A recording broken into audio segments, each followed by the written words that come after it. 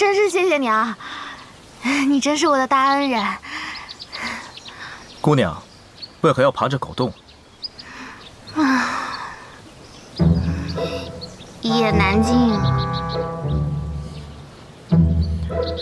姑娘是苏府之人，不能告诉他我是谁。丞相千金钻狗洞，太丢人了。要是让娘亲知道，非责罚我不可。大人，你和这位姑娘认识啊？有过几面之缘。这堂堂丞相府中的人，竟然会从狗洞里爬出来，莫不是贼吧？贼？你说谁是贼啊？我长得像贼吗？你才是贼，你全家都是贼。哎，不是，你刚刚叫他什么？秦都尉？你姓秦，叫秦都尉？那你爹是谁啊？放肆！竟敢追我们都尉大名！在下秦朗，现任京城骑都尉，家父是镇国将军秦维。你是秦朗？正是在下。敢问姑娘芳名？哎，站住！别跑！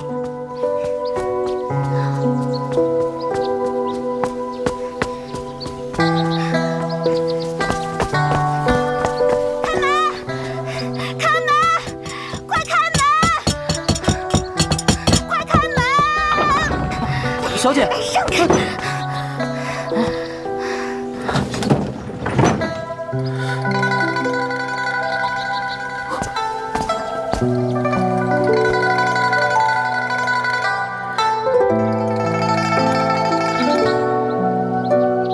天，看来这位姑娘还真是苏府的人。走，回衙门。是。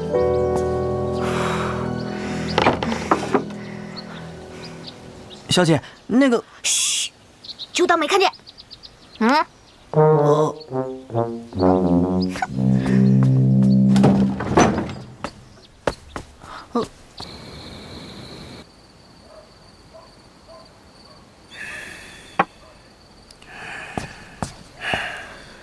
父亲，回来了。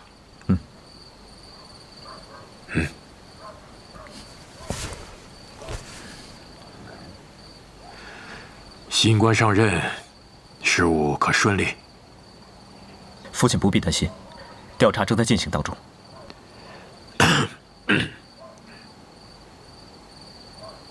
明日，你去丞相府拜访一下，把你连日来收集的魔教情报，向丞相大人汇报一下。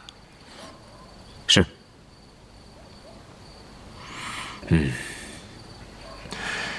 你好好歇歇吧。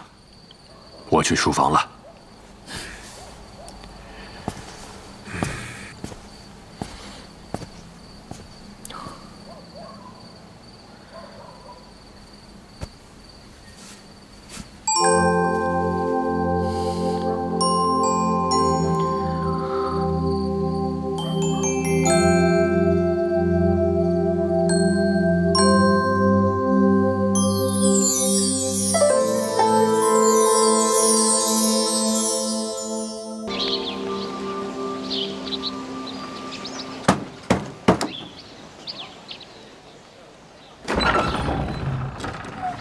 请问您是？将军府秦朗前来拜见丞相大人。秦二公子，小的有眼不识泰山，望秦公子恕罪。您快请进，小的这就去通报。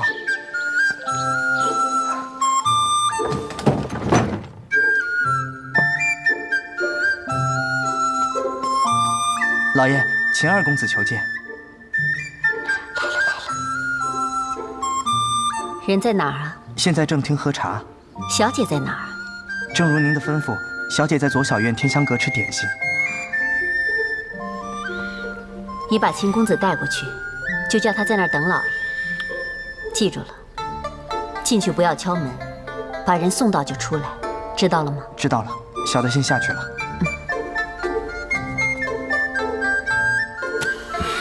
楚阳，你这么把女儿就给嫁了，我不高兴。你不高兴也得给我老实待着，不许捣乱。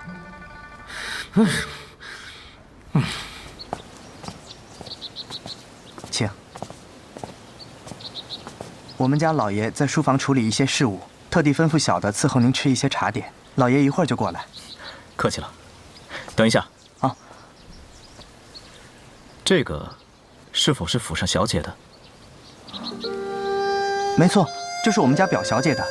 您看，这是表小姐的名讳，是她亲自绣上去的。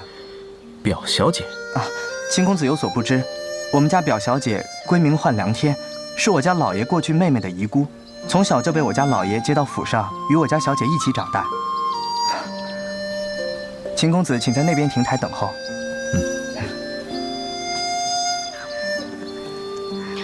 娘亲怎么还不来啊？六哥做的点心为什么就吃不腻呢？每次他都不重样，你说我能戒掉吗？真可恶！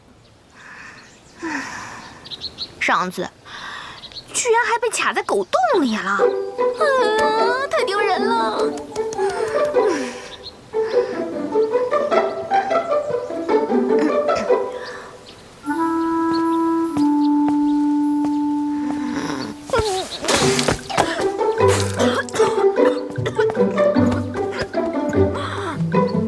好些了吗？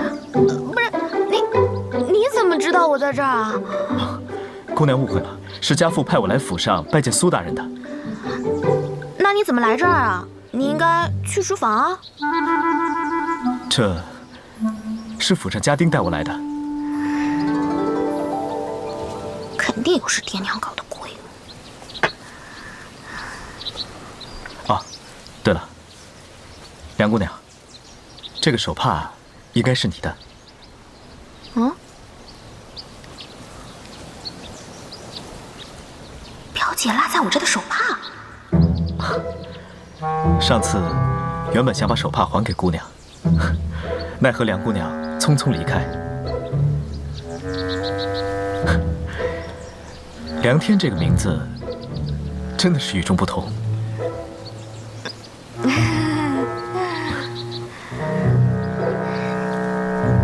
秦公子啊，谢谢你还我手帕。这些点心你随便吃。我有事儿，我先走了。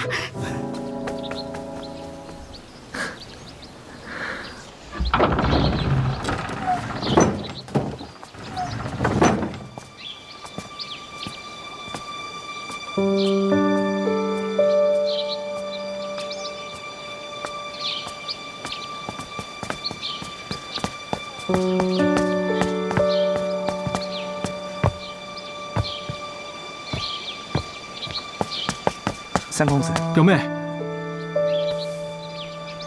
你去哪儿？我陪你去吧。不用了，表哥，我只是去书房逛逛。走吧。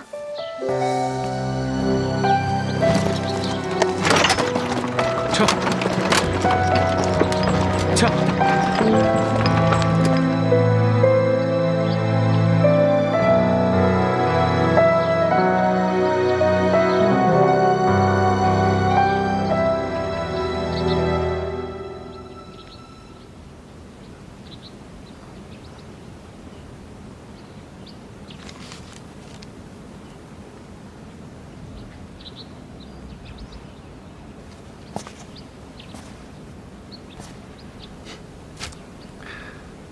在下失礼，如若惊到了表小姐，还请见谅。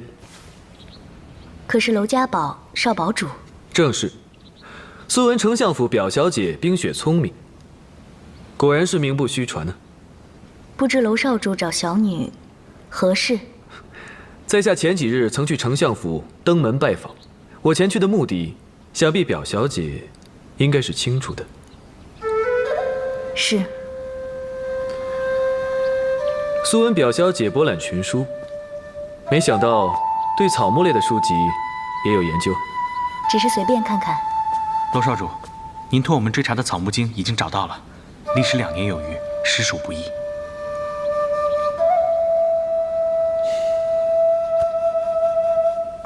草木经》。表小姐也知道这本书？草木经已流传100年，是世间仅有的记载了天下奇珍异草的珍贵宝书，多年前早已失传。坊间只把此书当成一个传奇，谁曾想，竟然真的能找到。找到这本书确实不容易，费了很多的功夫，不过也是值得的。不知道表小姐有没有兴趣跟在下一同阅览？娄少主若不介意，小女也想一睹草木经的风采。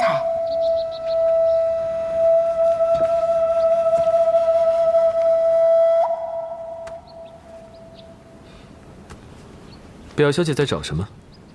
曾君刚。下面的第3本便是。找过了，未见灵芝科。灵芝科在我手上，等我看过九瓣灵芝这一章，便借予表小姐阅读。九瓣灵芝，素女师傅说了，只要有月亮花种和九瓣灵芝，就可以医好我的病。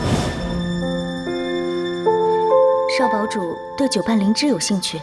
家父在世的时候，喜欢收集奇书异草，对医药食补也颇有研究。相传，千年能长成碗口大小的九瓣灵芝，乃万药之王，能够真正的芳香开窍、起死回生，是不可多得的万世珍奇啊！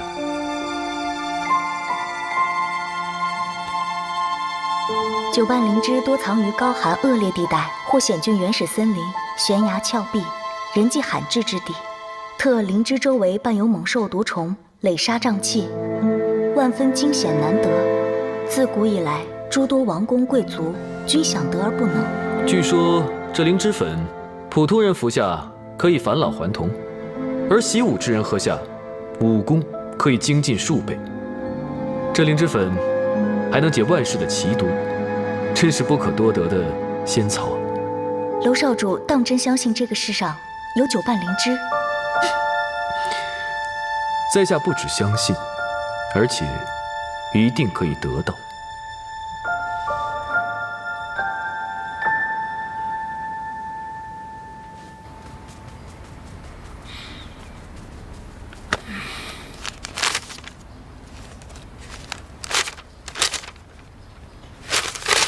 够了！老爷、夫人，小姐她跑了。没聊上。小姐一见到钱二公子，一溜烟就跑了。走，去看看。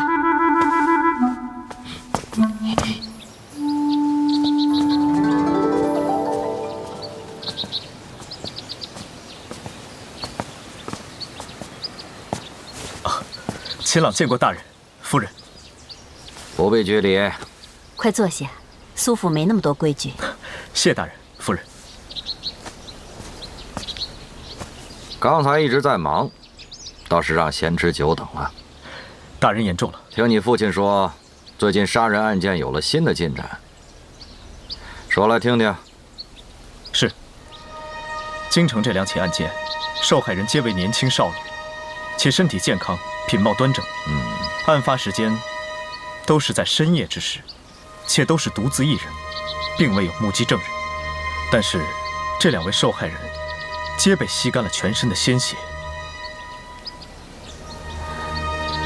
秦朗原本想张贴告示，警示出行女子小心，但是又怕这样一来会弄得人心惶惶，且容易打草惊蛇，所以特意来请示大人。的确如此。这2起案件都是在最近发生的事情，且手段独特。秦朗认为，凶手应该是最近才到的京城，而且与魔教有关。岳灵宫。正是。岳灵宫公主以吸血为生，但是这些年却销声匿迹了。秦朗在西域3年，正是追查魔教的去向，只是一直未有结果。看来这魔教又出来祸害人了。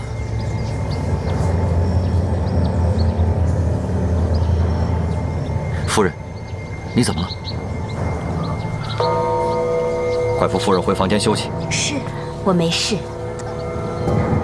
楚阳，你回去，这儿有我和贤侄商量对策，你先回去吧。也好，让你见笑了。晚辈不敢，请夫人保重身体。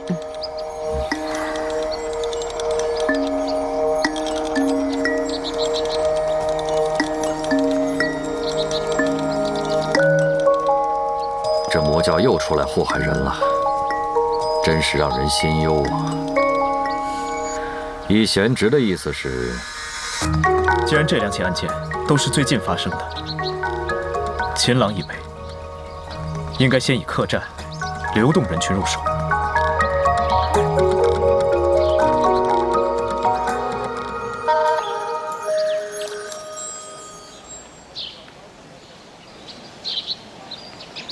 三少爷在这站了多久了？少说也有2个时辰了。自从表小姐走后，就站那儿没动过。哎，这，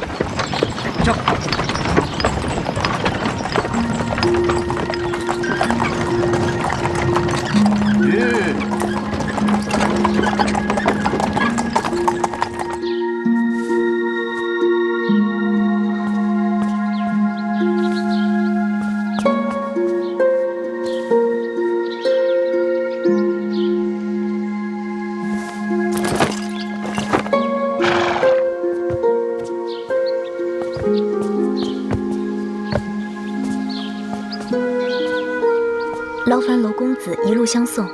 表小姐客气了，日后恭请表小姐到娄家堡坐坐。草木经博大精深，值得细细品味。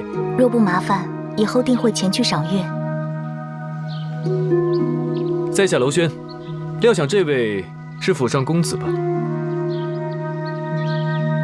今日多有不便，先行告退，日后定会登门拜访。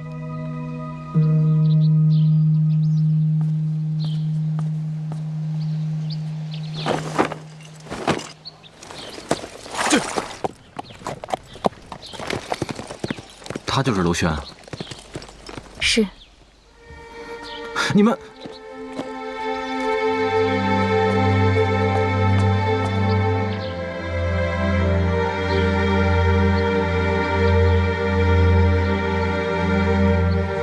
表妹，表妹，表妹，你去与娄轩见面，说明你已经决定了。我没有刻意与他见面，我说了，我们是在书房偶然碰到的。表妹，从小到大你都没有对我说过一句谎话。你是在指责我骗你吗？从去书房回来，你好像变了一个人。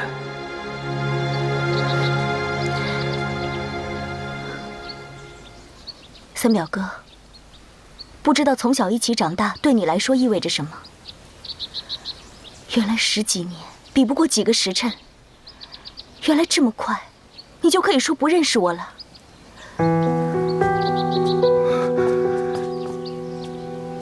夜深既得林奇雨，说花时归来去，叫人每日思量，到底与谁分付？其奈冤家无定居，约云朝，又还雨暮。江磊入冤亲，总不成刑部。三表哥，他日即使我嫁作他人妇，也依旧会长久怀念我们对饮诗词歌赋。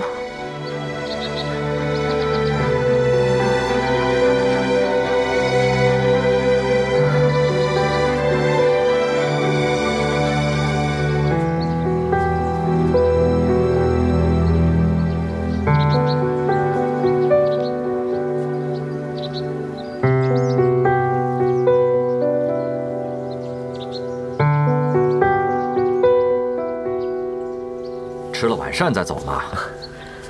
多谢大人盛情，晚辈今日冒昧前来，实属不敬。改日必定再来拜见，届时与大人一起饮酒，以表晚辈心意。也好，也好。难道他就是苏冉冉？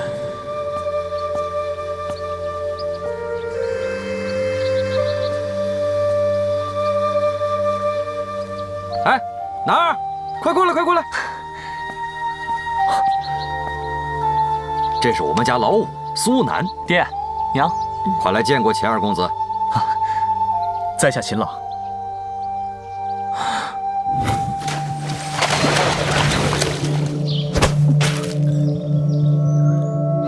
哦，原来是你。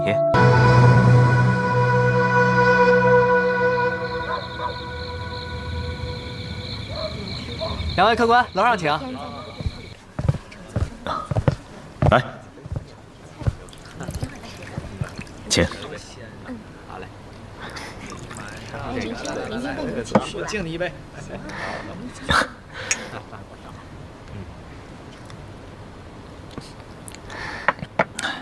那日多亏秦公子，否则后果不堪设想。情急之下，任何人都会出手相救的，何足挂齿。秦公子果然有侠士豪情的气派。苏南，大恩不言谢，以后有用得着我的地方，只管说。苏公子实在是太客气了。表小姐回去之后，可有大碍？表小姐，这是何意？哦，无碍，无碍，害了风寒，早已痊愈。哦，哎，你们还没有正式见过吧？啊，后来也有书面之约。哦，已经见过了。表小姐曾经和我交谈过几次，不得不说，宰相府的两位小姐都是国色天香的佳人呐，一位品貌端庄，一位聪明伶俐。秦公子，过奖了。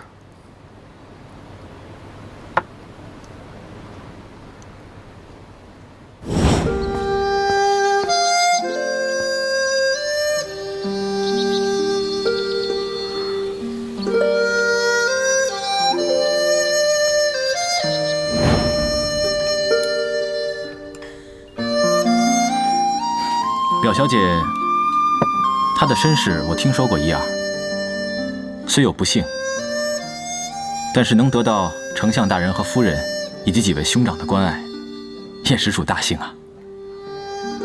这个秦公子开口闭口都是表小姐，莫不是太中意表姐？前有娄轩，后有秦朗，表姐今年真是红鸾星动啊！我们家表姐的确是亭亭玉立，蕙质兰心。前几天娄家堡少堡主还特意上门提亲了。提亲？再加上秦公子和妹妹的婚事，我们苏府可算是双喜临门呐！啊，秦公子，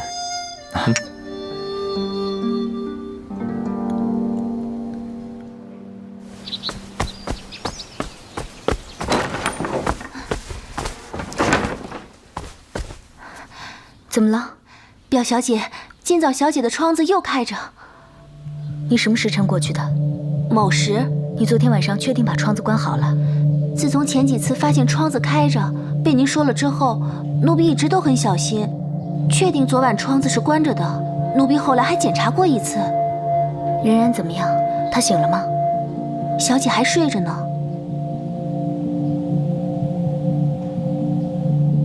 等她醒了之后，你再去房间检查一下，看有没有丢东西。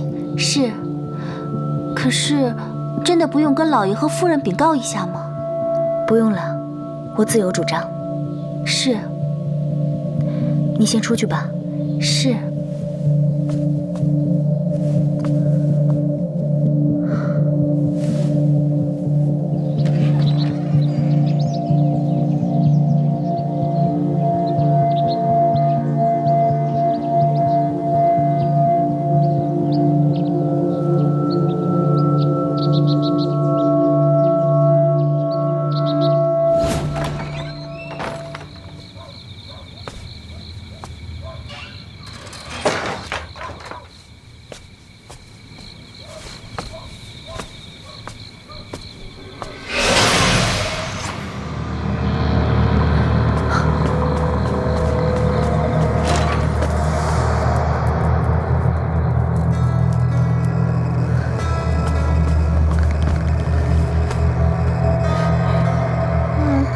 冉冉，冉冉，表姐，我刚睡不久。冉冉，你别睡了，我有话问你。什么事儿啊，表姐？刚才你的屋里有其他人吗？其他人？谁啊？好吧，好吧，你先睡吧，明天再说。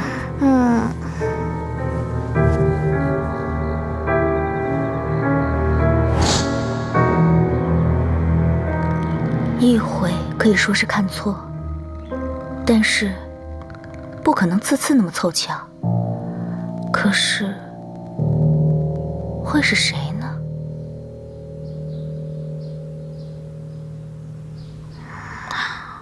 我这样骗人，会不会不太好啊？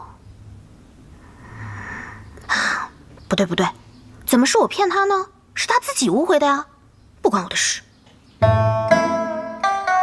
我应该不用内疚吧？可是骗人总归是不对的呀。我该怎么办？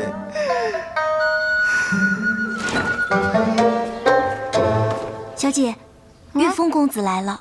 啊，九师兄来了，人呢人呢？我当小师妹已经忘了九师兄了呢，原来还记得九师兄啊，没白疼你。九师兄，小师妹可想死你了。九师兄不来见你的话，是不是以后打算都不见九师兄了呀？怎么可能啊！你是不知道，我娘亲现在对我管得可严了，连大门都不让我出。要不是你来找我，你都见不着我了。是吗？难怪啊，我进来的时候可花了不少心思呢。你不会是又……你别多想啊，我现在哪还钻得进狗洞啊？那你怎么进来的？师妹，坐下来，师兄慢慢跟你讲。我呀，一直在门口，就那么等候着呀，等啊等，等啊等，等啊等。突然，你五哥出现了，然后啊，我就悄悄跟着他，biu biu biu biu 的就进来了。那我五哥他们没有为难你啊？我也觉得奇怪呢，你五哥这次怎么会让我过来看你呢？好甜哦。来，再吃一个。那你也吃一个。好好好，妹妹，妹妹，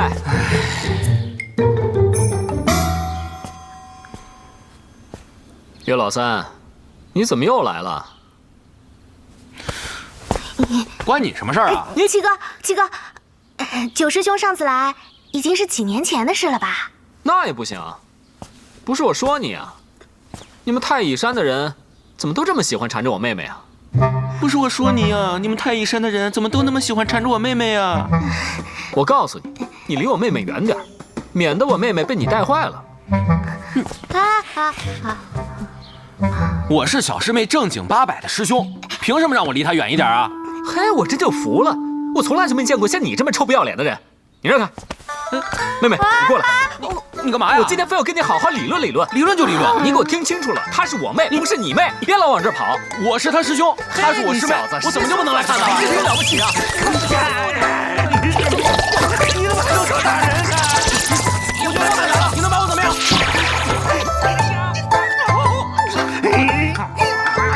师爷，你快救救我吧！啊去！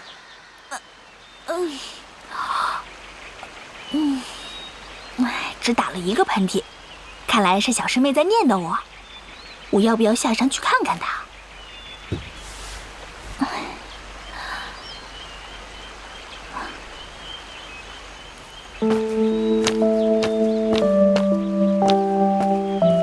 你醒啦？桌上的药喝了吗？喝了。你看，你的衣服我亲自洗了，所以你不用怕，没有人知道你在我这儿。谢谢。谢什么呀？你呀真是客套，哪像我那个小师妹啊，吃我的喝我的，从来不知道说谢谢。你知道吗？人与人之间，无需说谢谢的，才是真正的亲近之人。你中午想吃什么？我去做。有青菜，有鱼，有毛豆，还有虾什么的。可是我从来就没有亲近之人。那你先告诉我你的名字，我来做你的亲近之人。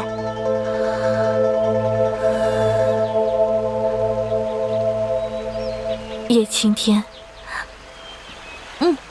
走，我们回去。表小姐请。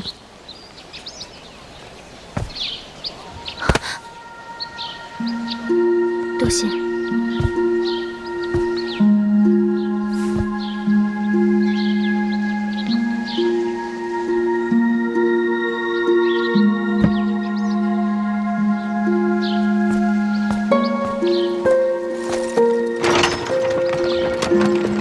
撤！撤！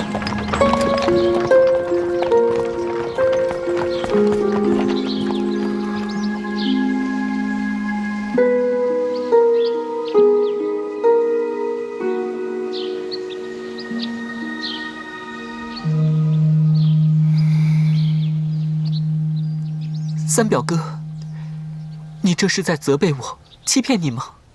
表妹，从书房回来，你好像就变了一个人。原来你这么快就不认识我了。我不是这个意思，表妹。停，来，坐，干什么呀？哎，刚才过去的那个是人吗？没错，就是那个呆子。三哥只有发怒的时候才这样吧？看来表姐这一句三表哥，对他伤害挺大的。之前他们表哥表妹叫的，连我都起鸡皮疙瘩。现在倒好，表姐说翻脸就翻脸。那也是三哥的错，一根木头，你们能跟木头玩得起来吗？老七啊，看来你要做的嫁衣，可不止妹妹这一件了。哎，不，我可不敢给表姐做嫁衣，要不然那个呆子会杀了我的。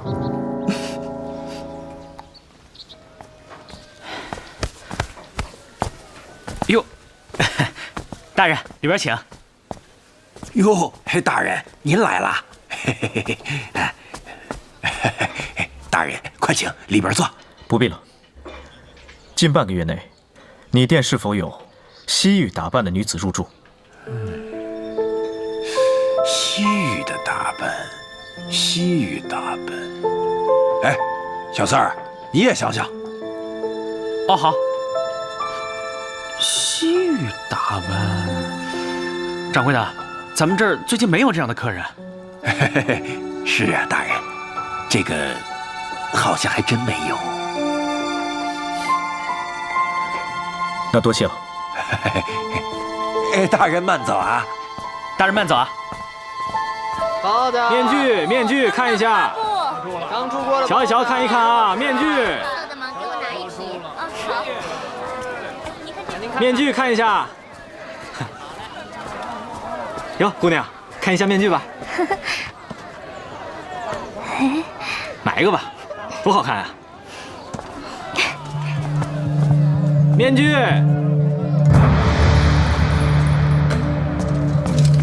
瞧一瞧，看一看面具。你们几个跟我走，其他人去那边。是。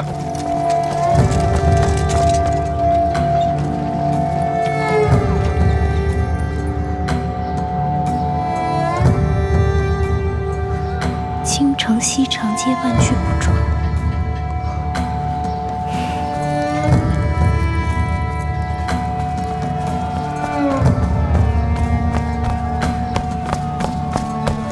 大人，怎么样？没找到。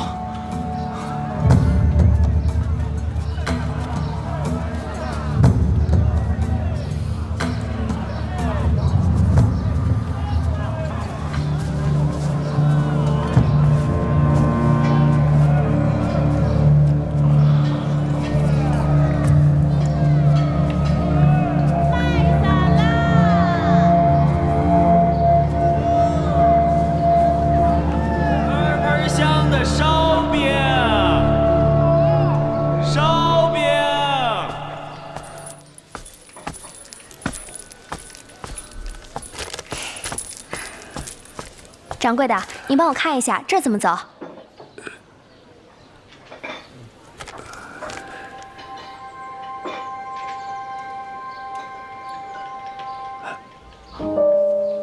嘿嘿，姑娘，这个地方可不好找啊，有点远。啊，那怎么办？这样吧，要不你先在我这住下，等明儿一早再赶路。这么远啊？嘿嘿，是有点远。是有点远，我是担心啊，你要是现在继续赶路的话，恐怕到时候连个落脚的地方都没有。你看你人生地不熟的，你一个小姑娘，不安全，不安全呐。那个掌柜的，您还是给我指路吧，您这儿我可住不起。没事儿，没关系，你一定是初来乍到吧？要不我给你打个折，打个折。不，算了，我还是算了吧，我先走了啊，谢谢。姑娘，听我说呀。站住，姑娘，跟我们走一趟吧。为什么？我要问为什么。为什么呀？你们放开我！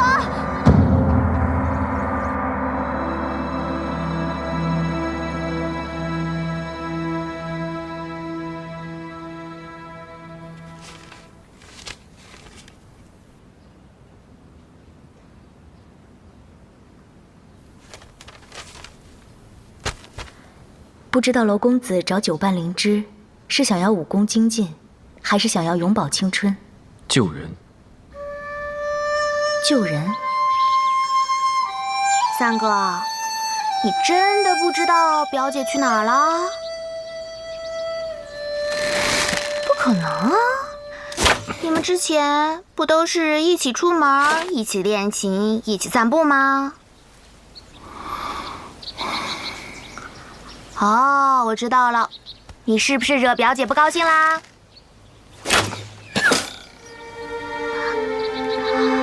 三哥，你不会是做了对不起表姐的事情了吧？哎呀，不对，那怎么可能呢？我三哥是什么人，我还不知道吗？这种事他做不出来的。难道是表姐做了什么对不起我三哥的事了？哎呀，不对，也是不可能的呀。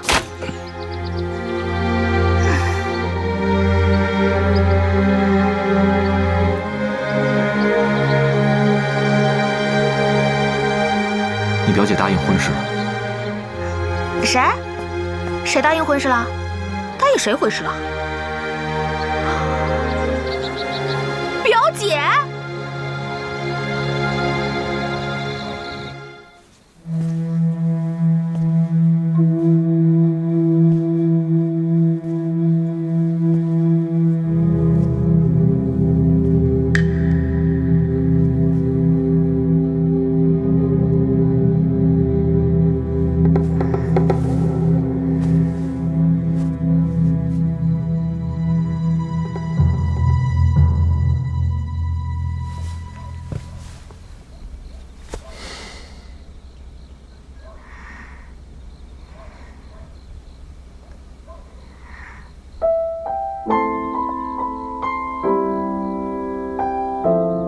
傻瓜，我的小傻瓜。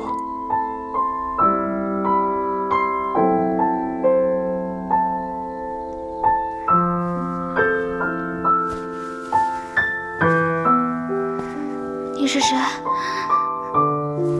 你到底是谁？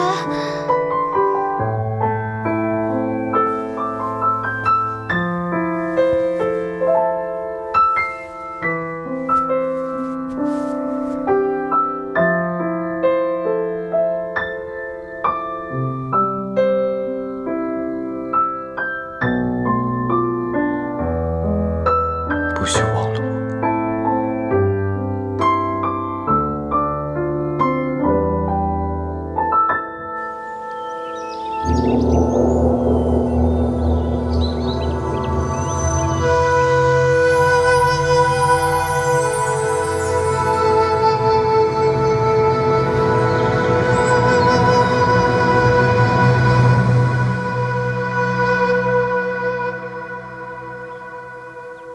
以前守护你的人是他，以后守护你的人只能是我。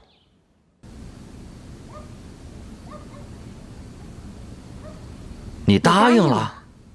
天儿，你从小是我们当亲生女儿养大的，你的婚事我们是很慎重的，可不能拿这种事情开玩笑啊。对啊，天儿，你可得考虑清楚啊。是，天儿已经考虑清楚了。天儿，你先下去，我跟你舅舅再商议商议。是。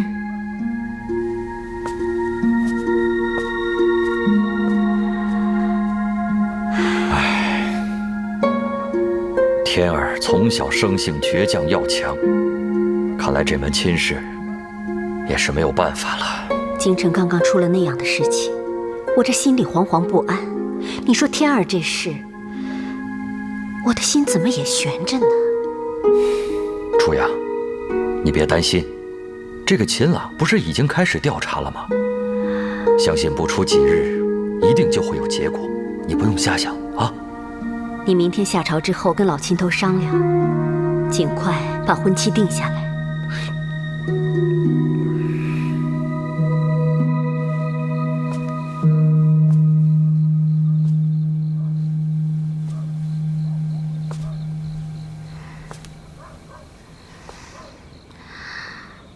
哎，表姐，对不起，我不该拿你的帕子。不该让你的帕子被别人捡到，不该让别人误会是你。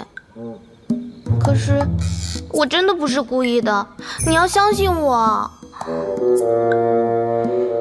第一，你让别人捡到帕子；第二，你让别人继续误会帕子的主人是你。第一点是既定事实，我且饶过你。第二点，你怎么解释吧？那个。我也是不好意思嘛。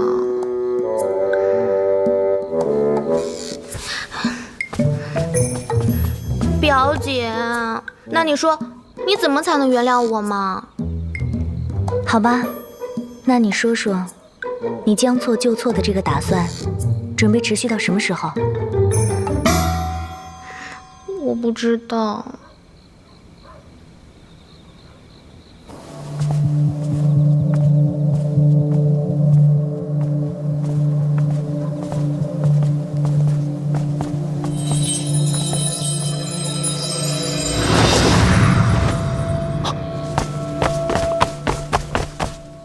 冉冉，你是真的不想嫁给秦朗吗？嗯，一点都不想。嗯。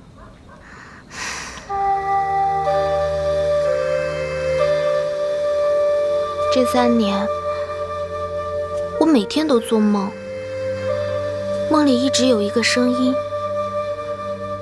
虽然我记不起梦中梦的什么，但是这个声音我不会忘。他一直告诉我，不要忘记他，千万不要忘记他，一次一次，一次又一次的。每次醒来，这个声音还是会围绕在我的脑海中，想忘也忘不了。不知道为什么，每次想到这些，我都会很难过。我是不是真的把这个人忘了？所以他才会一次一次、一次又一次的来到我的梦里，告诉我不要忘了他。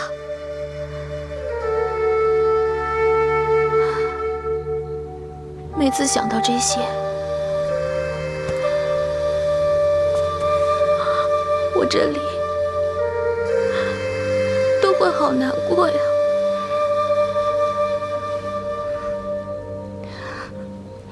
那个声音的主人，你一点都不记得了吗？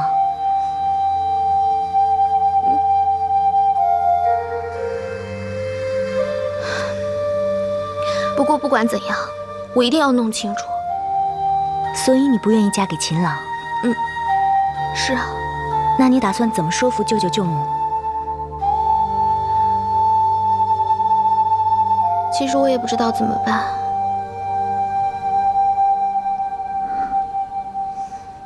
表姐，要不你帮我想办法吧？你不是比我聪明吗？嗯。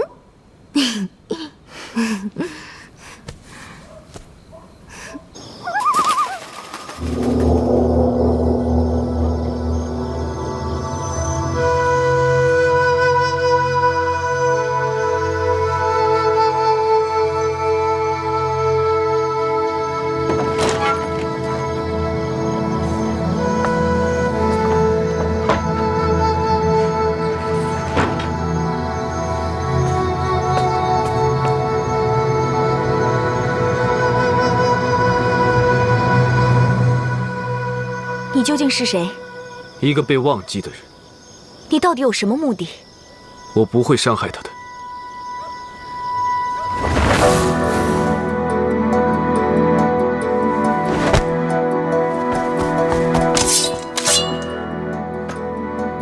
近日京城频繁出现命案，阁下这般在夜里黑衣飞行，又在别人高墙之上行走，不怕招别人误会吗？阁下这身打扮，应该不是京城的人。敢问阁下到京城所为何事？寻人。哦，寻何人？可能在下寻的，跟大人寻的是同一人。何以见得？刚才大人自己不是已经说了吗？在下是位公事，不知阁下自然有我的理由。大人循着铃声，便可以找到他。多谢。千万不要逼他，否则他会越玩越开心的。不必了。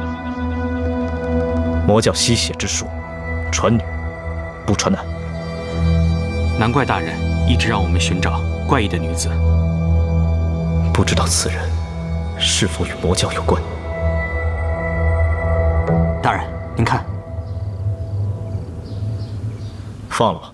是，放人。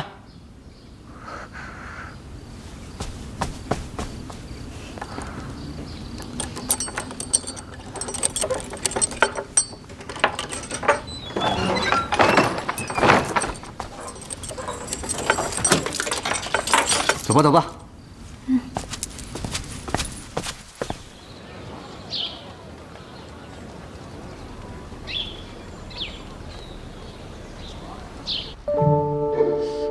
爹娘，可是有什么要事发生？一会儿就知道了。老爷、夫人、小姐、表小姐马上就到。娘亲，爹爹。哎，冉冉，乖。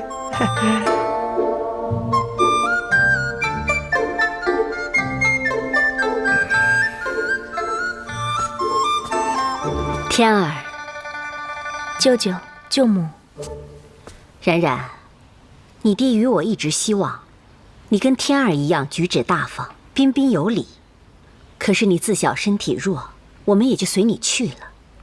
可如今你已经到了婚嫁的年纪，也该学一学礼数了。娘，妹妹天性活泼，要是把妹妹变成天儿这般，那妹妹也就不是妹妹了。对啊，就是啊，娘，你看妹妹这个样子，不是挺好的吗？我倒是还想娶一个像妹妹这样的妻子呢。是啊，你上哪儿找像妹妹这么可爱的女子去啊？娘，您既然已经有一个像表姐一样的女儿，何必再要一个脾性一样的女儿呢？就是，弟弟们说的对，别再为难妹妹了。我也觉得，我觉得我们家冉冉现在就挺好的。对啊，都给我闭嘴！给我点面子，孩子们都看着。娘，您别生气了，冉冉学就是啦。你看，我就说嘛，你看冉冉多乖呀。成亲之后是有很多规矩要守的。那现在就放纵一下，不也挺好的吗？对不对？对不对？就是，对啊，对，就是。冉冉，今日早朝后，你爹与秦将军商量，你与秦朗的成亲日子定在了8月15。爹，怎么可以出卖我？我也是被逼的，我也不想啊，女儿。可是娘，妹妹嫁人，我们哥几个可都还没同意呢。就是啊，我们都还没同意呢。都给我闭嘴！娘，距离婚礼的时间这么短，需要准备的东西又这么多，万一有所遗漏，有损咱们苏府的颜面，不如给婚礼筹备多些时间吧。是啊，老五说的对，我们苏府就冉冉和天儿2个妹妹，还请爹娘慎重考虑。我已经请到了京城最好的喜娘，你从今天开始就在府里待着，不许出门，跟着喜娘每天学习规矩和婚礼的流程。天儿，你既然答应了娄家宝的婚事，你也学着点儿，顺便监督监督妹妹。是。娘，你真的答应娄家宝的亲事了？管好你自己的事情。可是表姐她……行了，冉冉，我警告你，不许说出大家闺秀不该说出的话。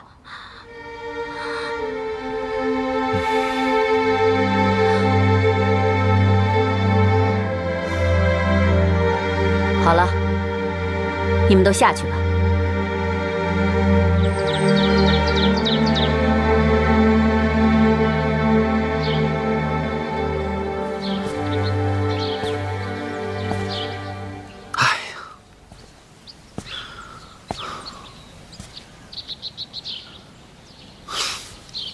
我说妹妹，你到底是什么状况啊？什么状况啊？8月15，你知道8月15是什么时候吗？什么时候啊？哎呀，我真是要被你气死了！离8月15还有20天。什么？还有20天，我就要嫁人了！我就不明白了，你这小脑袋瓜子里面想的都是什么呀？还有心思去管你表姐的婚事？我什么我呀？这回我看你怎么办吧，我的小祖宗！我真的要被娘亲嫁掉了？娘亲真的要把我嫁出去吗？娘亲她舍得吗？舍不舍得的，你上午又不是没听见。哎呀，你真是气死我了！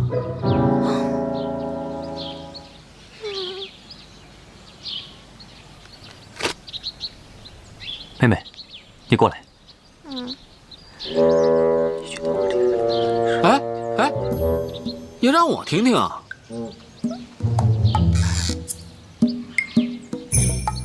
就说咱们妹妹，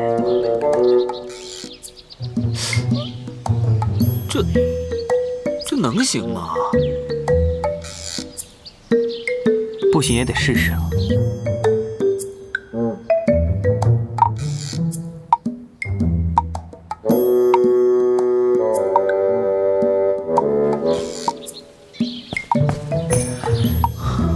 怎么样？娘亲说了，妹妹一心向佛，也是一件好事。娘还说了，既然妹妹不想出屋，那就不出，悄悄沐浴，静静心也挺好的。那就晚点让喜娘再来。不想吃饭呢，那就不吃。反正成亲之日，还是要瘦瘦的才好看。娘亲还说了，这么烂的主意是谁出的？哎，娘亲本来就是这么说的。妹妹啊，看来这戏你还要继续演下去才行，不然娘亲不信呢。五哥、七哥，你们先走吧，别管我，就让我在这里敲木鱼吧。那我们再去找大哥商量商量。好。妹妹，那你多保重啊。哥哥晚一点再来看你。走了，走了。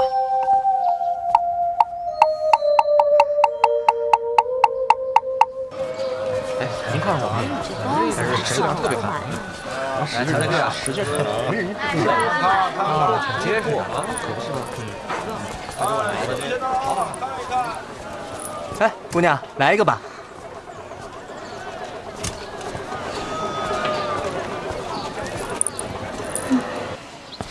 哎呀，小师妹今天在干嘛呀？怎么还不出来见我呀？哎呀，小师妹，我这进也进不去呀。这么多年过去了，狗洞我也钻不了了呀。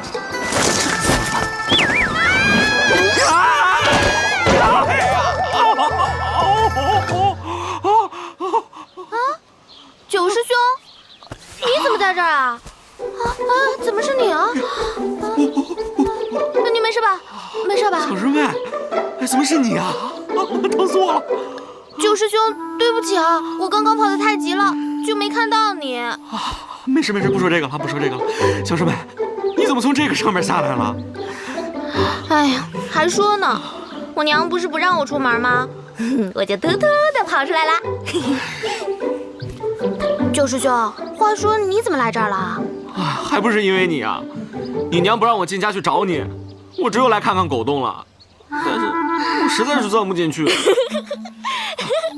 怪不得呢，我上次就差点被卡住，何况是你呀！走，陪我逛街去。师妹，这边啊。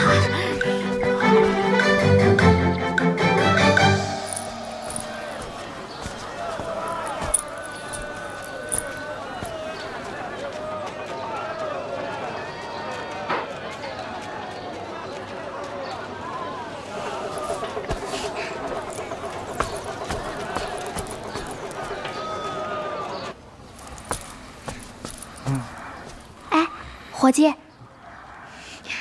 哎，伙计，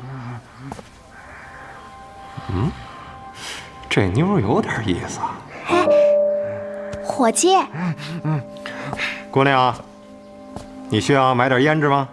啊，不是，我看到外面那个牌子。哦，我这儿正好缺一个姑娘来帮我招揽生意。姑娘，你刚到京城来？啊，是。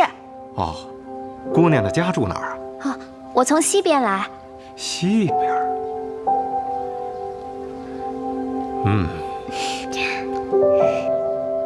就你了。姑娘怎么称呼啊？我叫金英。金英，好名字。小九，哎，带金英姑娘去吃个饭去。好嘞。谢谢掌柜的，谢谢。这边请。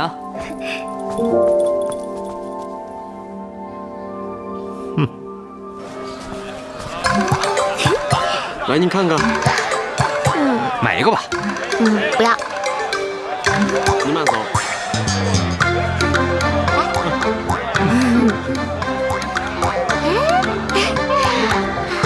来，小姐，看看喜不喜欢啊？走过路过不要错过。哎，高管领。老板，你还认识我吗？这姑娘，这过往的人这么多，我怎么记得住啊？啊？怎么了，小师妹？他是不是都收你钱了呀？不是的，九师兄，上次我出门没带钱，就把一块玉抵在这儿了。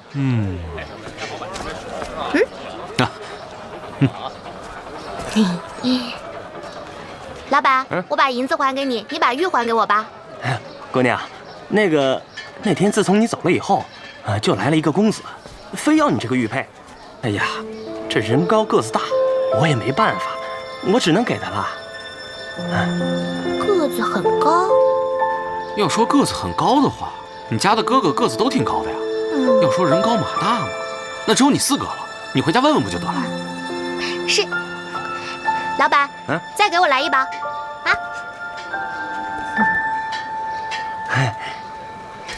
来，姑娘。谢谢老板。走。去那边看看。好。上一次没顺利挂符，这次我要把师姐的也挂上，还有二师兄。就没有我的呀？当然有啊。谢谢小师妹。小师妹，还有什么要买的吗？要不把这些都给买了吧，然后把它们搬到太乙山上，这样的话，我就不用下山啦。您又来这儿巡街了？是啊。亏你们最近才没有命案呢。哪里，我们去那边看看。慢走啊，请诸位。慢走啊。怎么了？干嘛跑呀？先躲一躲再说。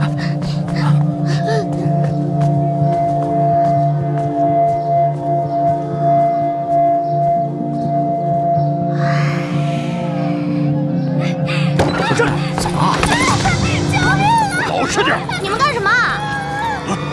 抓起来！小师妹！